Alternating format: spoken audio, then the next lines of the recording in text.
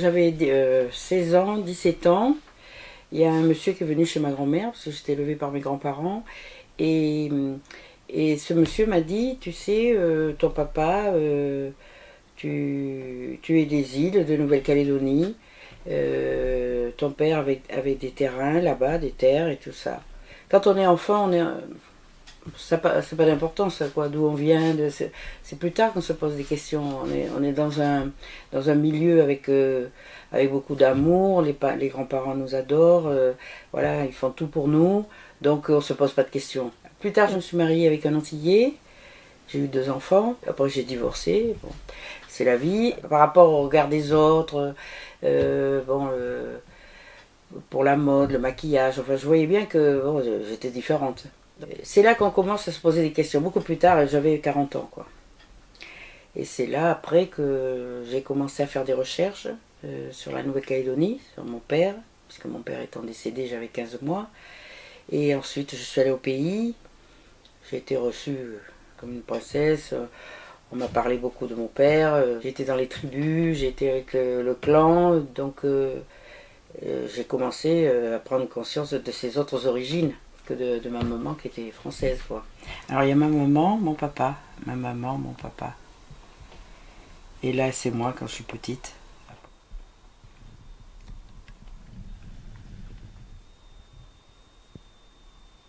C'est une histoire particulière.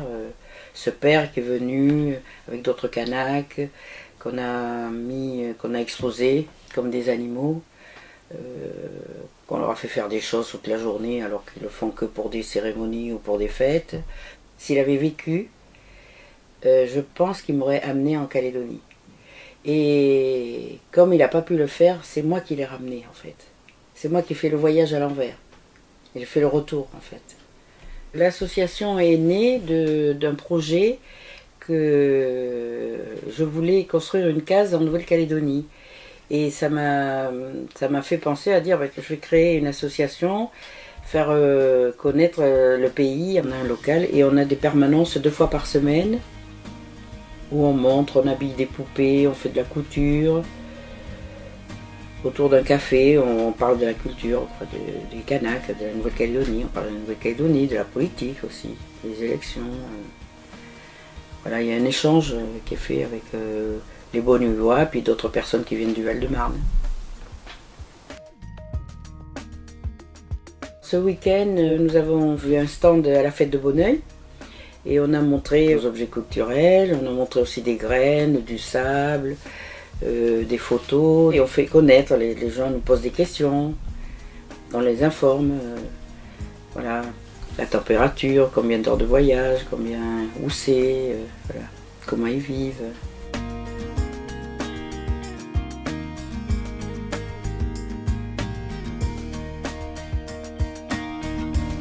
C'est important de faire connaître la culture, parce que toutes les cultures, elles doivent être préservées, parce que on ne sait pas d'où on vient. Est-ce qu'il n'y a pas des mélanges de culture il y a des mélanges de culture entre la France et la culture kanak?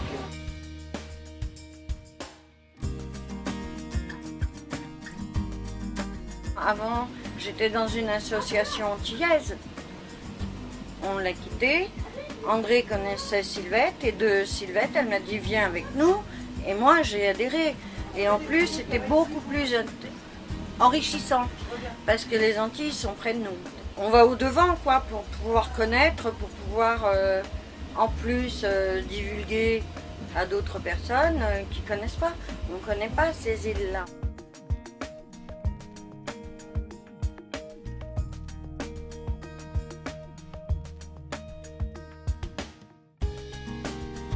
Une culture, elle existe par opposition. Une culture n'existe pas seule. Et la culture, elle n'est pas pensée unique. La culture, c'est chaque peuple a ses habitudes, sa religion, ses costumes, ses danses, sa nourriture. C'est différent. Et ce qui est intéressant, justement, c'est d'échanger avec d'autres cultures. Alors, il y a beaucoup d'analogies, c'est normal, puisque c'est des êtres vivants, donc il y a beaucoup de choses qui se ressemblent. C'est une culture qui s'ouvre beaucoup à d'autres cultures, Quand a été construit le centre culturel Djibaou, on n'a jamais autant connu la culture de Tasmanie, l'Australie, la Nouvelle-Zélande, les Fidji, l'échange que l'on fait quand on rencontre des gens, la première fois qu'ils nous reçoivent, ou qu'on reçoit d'ailleurs, c'est la coutume, c'est très très important. Parce qu'avant de parler, on fait un geste, et après la parole vient. Les codes kanaks ne sont pas du tout les codes français par exemple. Déjà la langue, elle ne s'exprime pas avec la voix, elle s'exprime. Le kanak en général ne parle pas beaucoup, il s'exprime avec le visage. C'est la mobilité du visage qui parle. C'est des êtres premiers, c'est des êtres qui vivent près de la terre, telluriques, qui sont en osmose avec la nature, ils n'ont pas besoin des normes européennes pour savoir qu'il ne faut pas tuer les tortues ou qu'il ne faut pas tuer les oiseaux quand il faut pas, quand il faut. C'est des gens qui sont d'avant-garde, qui étaient d'avant-garde, qui étaient nus avant, bien sûr, maintenant ils sont habillés, ils sont modernes, mais disons qu'avant ils n'avaient pas besoin de pourrir la nature avec les phosphates des machines à laver, de tout ça, quoi. Ils vivaient vraiment avec la nature. D'abord ils se paraient avec la nature. Ils prenaient les plumes, les feuilles, les fleurs. C'était leur costume, quoi. Mon père qui souffle dans le toutout, là, le coquillage. Cet objet servait comme un tam-tam africain. Et il le coupe, là, c'est coupé ici, puis il souffle dedans pour annoncer l'arrivée d'un bateau, un baptême. Ça faisait un genre de radio locale, quoi. La communauté kanak en France, elle est un peu éparpillée dans toute la France. Il y en a en région parisienne, c'est surtout des lycéens, des collégiens, des étudiants à Nanterre. Après, il y a des familles qui vivent et qui créent des associations en Bretagne, à Colmar, à Strasbourg, à Aix-en-Provence, à Marseille, à Bordeaux, Toulouse, où il y a beaucoup d'étudiants aussi, des familles qui vivent là-bas et qui montent souvent des associations, qui font des manifestations culturelles. On veut toujours transmettre, même à d'autres, pas forcément à sa famille, on transmet à sa famille en premier, ce qui est normal, mais après on aime bien transmettre des choses, des savoir-faire, des échanges de savoir-faire, c'est important ça, la transmission. La culture, elle se transmet par les femmes, parce qu'on voit l'exemple des bagnards algériens qui sont partis en Nouvelle-Calédonie. Ils ont perdu la langue, ils ont perdu le même de savoir-faire leur cuisine et tout. Ils étaient tout seuls, il n'y avait pas de femmes. Après, ils se sont mariés avec des Kanaks, ils se sont mariés avec des Javanaises, avec différentes ethnies qui étaient là-bas. Des Français, bien sûr, des Françaises. Mais la femme, c'est la culture.